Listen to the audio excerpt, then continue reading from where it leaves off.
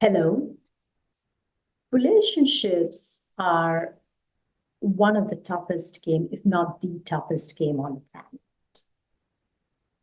And on the flip side, though, relationships also have the potential to offer us the maximum growth, opportunity to learn, evolve, and to laugh in a bigger way. When a relationship comes to an end, though, it can be a very challenging time in the space of our heart. We can experience heartbreak, emotional pain, and all the gamut of emotions that cause us to retreat within and ask ourselves why the relationship failed. And usually a relationship fails because our ability to repair conflict in the relationship is not quite as good as relationships demand out of us. Today, I want to talk about the best way, the number one way to repair conflict in a relationship so that we can actually support thriving relationships. The reason a lot of times relationships are challenging in terms of conflict repair is there are obviously many reasons, but one of the big reasons is because we are not taught at an early age how to actually manage conflict and how to repair conflict. There are certain areas in our lives which are non-negotiable for us. These are typically experienced as, let's call them boundaries. I prefer the word standards, but let's call them boundaries. And these boundaries help us to preserve the integrity that we want to experience within ourselves in terms of the relationships that we are in. And when our standards or boundaries are transgressed, we usually have a point where we say, that's a no for me. And so when we hit these moments of no's in a relationship, there's also an invitation for us to do something differently in our lives. And this is the topic that I want to really explore. So the real issue is that we don't have the necessary skills, the experience, the ability, and even the confidence to repair conflict in a way that's actually mutually agreeable, mutually satisfactory. And the reason we don't have this is because we had role models who may not have been so great at role modeling how conflict repair should happen. And the other reason is we're not really educated about how to repair conflict. Before we get into actually how to repair conflict, I want to talk about what we are actually doing in a relationship when we get into a relationship. Let's even start before that. What is a relationship? I'd say any connection, whether you are actually have decided that it's going to be a relationship that is undertaken consciously in terms of intimacy, or whether it is a casual relationship or a business relationship. Any relationship benefits from us seeing that it's not just about us. And in fact, in any relationship, we are taking another within ourselves so that we can see them within us. And we are also taking on their best interests within ourselves. So when we frame it up in this way, whether you're in a long-term relationship, whether you're in a short-term relationship, whether you're in your casual relationship or in a business relationship, we have the opportunity to approach any relationship in a more conscious way so that we take the other person's interests into consideration and we take the other person into our whole being. This is the energy of relationships. This is the energy with which our relationships most thrive. But what happens with a lot of us is that we get into the relationship and sometimes we're not so great at articulating what we want. And even when we do, we are told a lot of times that we have to make the relationship work by compromising. And compromising is actually not what anybody wants to innately do in a relationship, because it is a game of you take on some pain, I'll take on some pain. Therefore, there's an element of lose-lose on both sides. Instead, what relationships are really best at bringing out in us are a win-win agreement. So if we can switch our belief to a win-win mindset, then we're positioning the relationship for success. But before we get into a win-win belief shift, we must understand why that's important. Anytime we are playing in a lose-lose, our energy in the relationship is going to drop.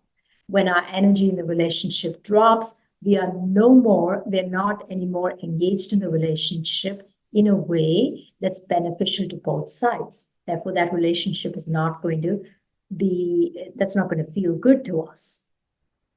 When we engage in the scenario of win-lose or lose-win, which means one party loses something in order for the other side to win something, that is a zero-sum game, which means that in net, one person's victory is going to lead to another person's failure. One person's pain is going to lead to another person's pleasure.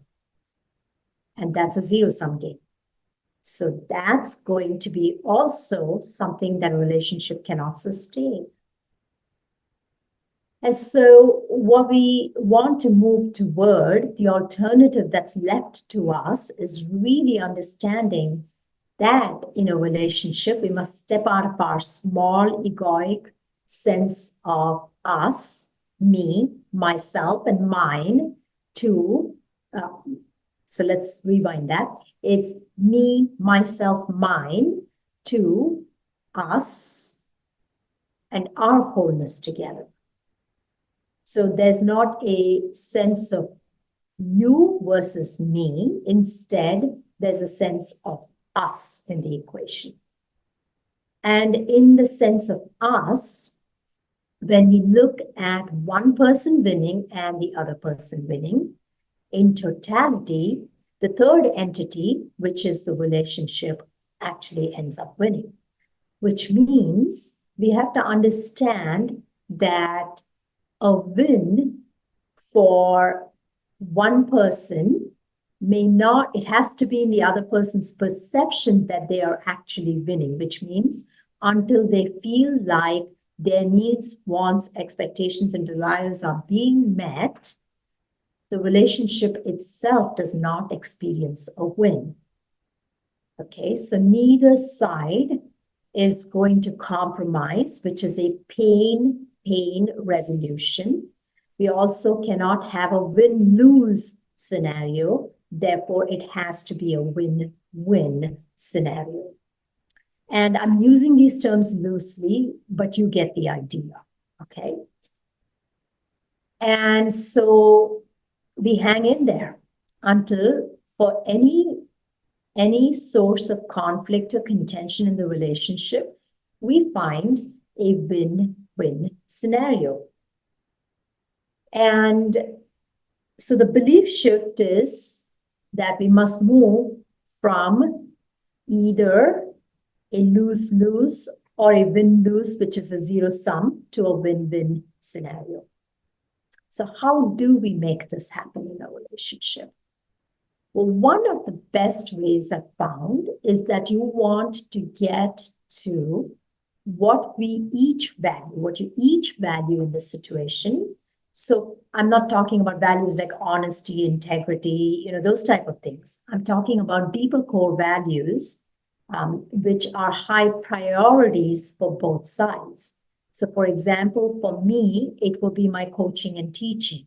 So let's say to somebody else who's in my life, it's actually exercise and fitness or something else. We want to find a way to actually have a win-win through our highest values. And when we can find out how what we each want in our highest values is fulfilled through the relationship or a specific scenario in a relationship, the relationship will win. Therefore, we each will win. So the mindset is that there's not just a you, there's not just a me, there's an us entity, which is the relationship. And in that us bubble, there's a win-win scenario that is possible. And the way we make that win-win scenario possible is by looking at our highest values, the top 3 highest values, and finding how, when there's a source of contention, how the solutions we each want are going to contribute to the other person's highest value. So if my highest value is coaching and there's a contention, then whatever another person is wanting in the relationship or needing is going to benefit my coaching. And there are ways to do this, ways to cross-link this so we can see the benefit openly. And then similarly, from his side, finding a way to cross-link.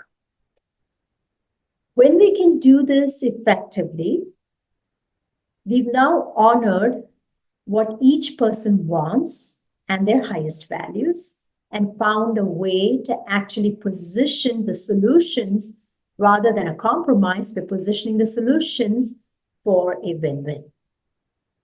And that is how we get relationships from the space of conflicted to thriving. So from survival to thriving. And this is really important because one of the reasons relationships struggle a lot is because the conflict repair skills, the conflict management skills are not really strong. We're not really taught this during our younger days. And a lot of us who struggle in our relationships are struggling with the idea that we have to compromise in order to be in a relationship. Therefore, we either put the relationship aside or we move toward compromise, neither of which is really the solution to the core problem. So in every scenario, we make an effort to find a win-win scenario. Have a good day.